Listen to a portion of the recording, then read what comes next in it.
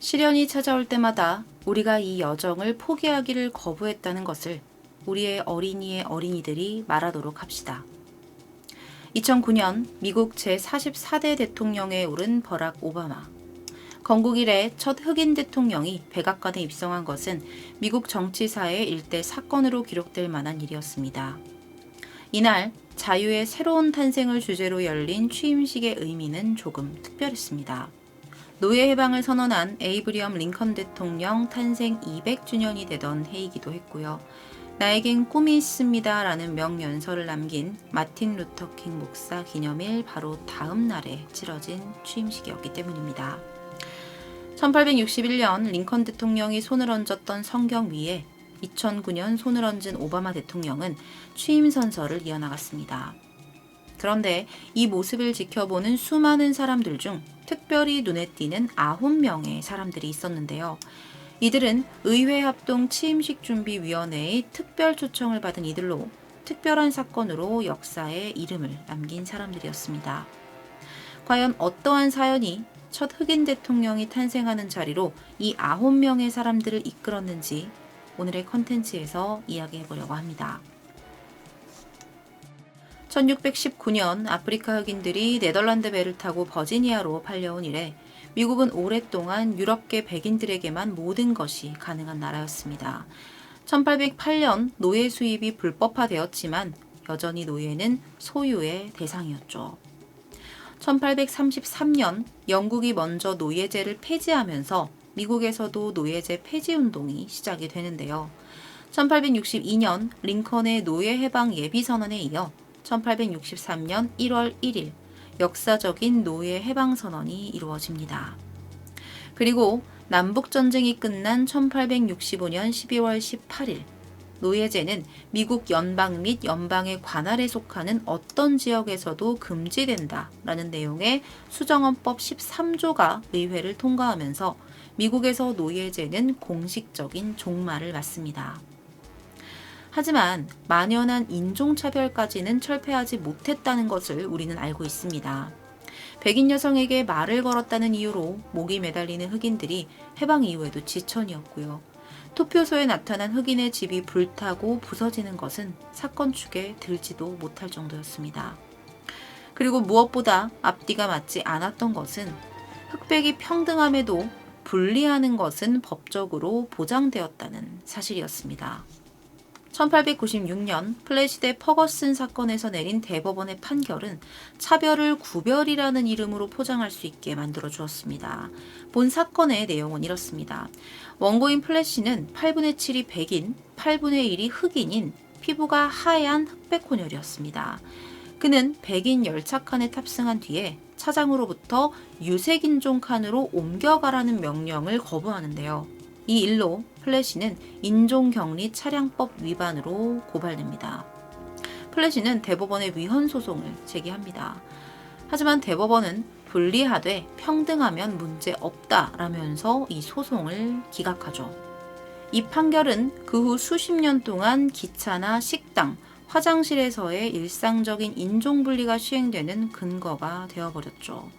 한 방울의 피만 섞여도 유색인종으로 분류하는 원드롭 법칙도 일상적으로 통용되었습니다. 심지어 1984년 루이지애나 법원은 230년 전 프랑스 노예 농장주와 흑인 노예 사이에서 태어난 사람의 후손이라는 이유로 누가 봐도 완연한 백인 여성을 흑인으로 판정한 경우도 있었다고 합니다. 문제는 자라나는 아이들마저도 철저하게 분리되어 교육받았다는 점이었습니다. 학교에서부터 일상적인 차별을 당연한 일인 것처럼 교육받고 자란 아이들이 그 차별을 되풀이하는 악순환은 지독하게 대물림됐죠. 그런데 해방 후 수십 년간 이어진 불리하지만 평등하다라는 판결이 어느 작은 사건으로 인해 뿌리채 흔들리게 됩니다. 1954년 미국 캔자스주 토피카의 흑인 목사였던 올리버 브라운은 초등학교 3학년인 자신의 딸이 가까운 백인 학교를 놔두고 수킬로미터나 떨어진 흑인 학교에 다니는 것에 불평등함을 느끼게 됩니다. 곧 그는 인근 백인 학교에 전학을 신청하지만 흑인이라는 이유로 거절당하게 됩니다. 이에 분노한 올리버 목사는 소송을 걸게 되죠. 이때 열린 재판이 역사를 바꾼 브라운 대 토피카 교육위원회 사건입니다. 같은 해 대법원은 분리하되 평등하다라는 개념이 태생적으로 위헌이라는 기념비적인 판결을 내립니다. 시설만 평등하다면 인종을 분리시켜도 연방헌법에 위배되지 않는다는 1896년의 판례가 깨지는 순간이었는데요. 재판부는 판결문에 대해 다음과 같이 명시합니다. 분리하지만 평등하다는 논리는 이제 공교육 분야에서 설 자리가 없다.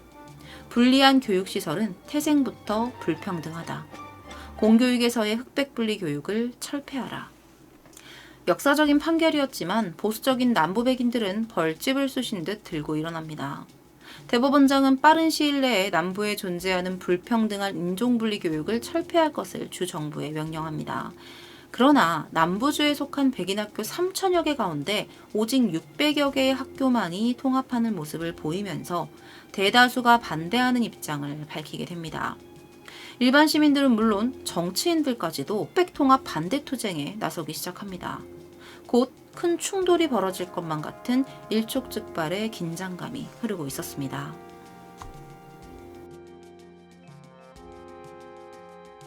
(1957년) 당대 최대 규모의 유색인종 차별 폐지 운동 단체였던 전미 유색인종협회는 우수한 성적과 태도를 기준으로 뽑은 17명의 흑인 학생들을 리틀록 센트럴 하이스쿨에 입학 신청합니다. 학교 이사회는 교육감의 결정하에 흑인 학생들의 입학을 만장일치로 허가하고 이후에 점진적으로 흑인 학생들을 받아들이기로 결정합니다. 대법원의 결정을 따르기로 한 거죠. 하지만 리틀록이 위치한 아칸소주는 흑백 통합을 격렬하게 반대하는 주 중 하나였습니다. 예상대로 리틀록의 백인 사회와 수많은 학부모는 이사회의 결정에 격렬하게 반대하고 나섰습니다. 대법원의 판결을 비난하면서 흑인 학생들의 입학을 필사적으로 저지하려는 움직임을 보이기 시작한 것이죠. 이런 인종차별주의자들 가운데서는 당시 아칸소의 주지사도 포함되어 있었습니다. 결국 이 사건은 리틀록을 일약 태풍의 눈으로 떠오르게 했고 전 미국의 주목을 받게 만듭니다. 8월 20일 아칸소 주지사 오발 포버스는 주의회 의사당 앞에 모인 군중들에게 통합정책을 비난하는 성명을 발표했고요. 개학이 가까워진 9월 2일에는 주 방위군 270명을 동원해 학교를 포위시키기에 이릅니다. 명목상으로는 평화에 대한 침해와 폭동 그리고 즉각적 소요 위험이 있으며 인명 및 재산에 해를 끼칠 상당히 유력한 근거가 있기 때문이다. 이렇게 밝혔지만 근거는 전무했죠. 사실상 흑인 학생들의 등교를 절대 허가할 수 없다는 결의의 표명이었습니다. 마침내 흑인 학생들이 학교에 나타나자 백인 학생들과 학부모들은 침을 뱉고 돌을 던지기 시작했습니다. 주지사가 파병한 주방위군과 경찰병력은 학생들의 출입을 저지했죠. 철검한 군인들과 불태워 죽이라고 부르짖는 성남 백인들에게 둘러싸였던 흑인 여학생 엘리자베스는 그날을 다음과 같이 기억하고 있습니다. 나는 누구든 내게 호의적인 사람을 찾으려 애썼습니다. 사방을 둘러보다가 친절한 표정을 짓고 있던 한 나이든 여자를 봤습니다. 잠시 그녀를 놓쳤다가 다시 찾았을 때 그녀는 내게 침을 뱉었습니다. 흑인 학생들은 학교에 돌아가고자 했지만 군인들의 저지로 발길을 돌려야만 했습니다. 돌아서는 그들 주위로 다시 수많은 백인 인종차별주의자들의 모욕적인 욕설과 위협이 쏟아졌습니다. 입학원서를 제출한 17명의 학생 중에 이날의 충격으로 8명이 입학 의사를 철회하고 말았는데요. 하지만 남은 9명은 꿋꿋하게 남아 학교에 다니기로 결정합니다. 바로 이 학생들입니다. 이들은 오바마 대통령 취임식에 특별 초청된 9명의 학생, 훗날 리틀록 9으로 불리며 역사에 남은 학생들입니다. 리틀록 9은 23일 다시 학교에 모였지만 수많은 백인 시위대가 학교 밖에 모여 소란을 피우는 통에 안전을 이유로 결국 수업 도중 학교에서 나가야만 했습니다. 아칸소 주지사의 강경한 태도에 교육위원회는 당황하지 않을 수 없었는데요. 연방 판사가 주지사에게 압력을 가했지만 그는 아랑곳하지 않았습니다. 결국 법무장관을 비롯한 많은 이들이 아칸소 주지사의 직무정지를 요청하는 청원서를 제출하게 되었죠. 이 상황을 주의 깊게 지켜보고 있던 아이젠하워 대통령은 3204호 명령을 내립니다. 명령의 요지는 정의의 실현을 방해하는 사람들은 즉각 해산할 것이며 그렇지 않을 경우 연방군을 투입하겠다라는 최후의 통첩이었습니다. 대통령의 압박에 견디지 못한 주지사는 조금 물러서는 모습을 보였지만 9월 23일 등교한 흑인 학생들이 경찰의 폴리스 라인을 뚫고 들어온 백인 시위대에게 폭행을 당하는 일이 다시금 발생하고 맙니다. 이에 분노한 아이젠하워 대통령은 특단의 조치가 필요한 때가 왔음을 직감하는데요. 이미 상황은 이 주의 행정력으로 해결할 수 있는 범위를 넘어서고 있었습니다. 아이젠하워 대통령은 연방군인 미 합중국 육군 제101 공수사단 병력의 투입을 결정합니다. 2차 대전에서 활약했던 미국의 최정예 부대, 그 유명한 드라마 밴드 오브 브라더스의 주인공으로 익숙한 제101 공수사단 부대원 1000명이 리틀록 고등학교로 파견되었습니다. 그 결과 미국 연방군과 주방위군이 대치하는 전무후무한 상황이 벌어지게 됩니다. 하지만 이 대치 상황은 그리 오래 가지 않았습니다. 연방군 공수부대가 즉시 아칸소주 방위군을 연방군에 흡수 편입시킴으로써 주지사의 군 통수권을 박탈해버린 것이죠. 그렇게 공수부대원들과 주방위군 1만 명은 즉각적인 사태 통제에 들어갑니다. 우선 학교 주위에 진을 치고 있던 인종차별 백인 시위대들을 무력으로 진압하기 시작했습니다. 곧 엄청난 속도로 사태를 수습한 연방군은 리틀록 라인을 호위하며 학교 안으로 진입해 들어갑니다. 뿐만 아니라 9명의 흑인 학생들을 위해 학교를 통제했는데요. 수업 중에는 학교 밖에서 대기하며 하교할 때까지도 집까지 에스코트해 주었습니다. 그리고 인종차별주의자들이 완전히 마음을 접고 포기할 때까지 무려 한 학기 동안이나 이들에 대한 경호를 계속합니다. 연방군이 투입되었던 9월 24일 밤 아이젠하워 대통령은 미국 전역의 흑인 학생의 백인 학교 입학 허가를 연설로 호소했습니다. 이는 취임 이래 가장 간절한 연설이었다고 하는데요. 그는 이렇게 말했습니다. 우리는 세계인이 하나 되어 선언했던 유엔 헌장을 어기는 사람들이 되고 있습니다. 유엔 헌장은 기본적인 인권에 대한 믿음, 인간의 가치와 존엄, 그리고 언어와 성별, 인종에 차별받지 않음을 확고히 하고 있습니다. 이에 저는 깊은 신뢰를 바탕으로 아칸소 주민들에게 호소합니다.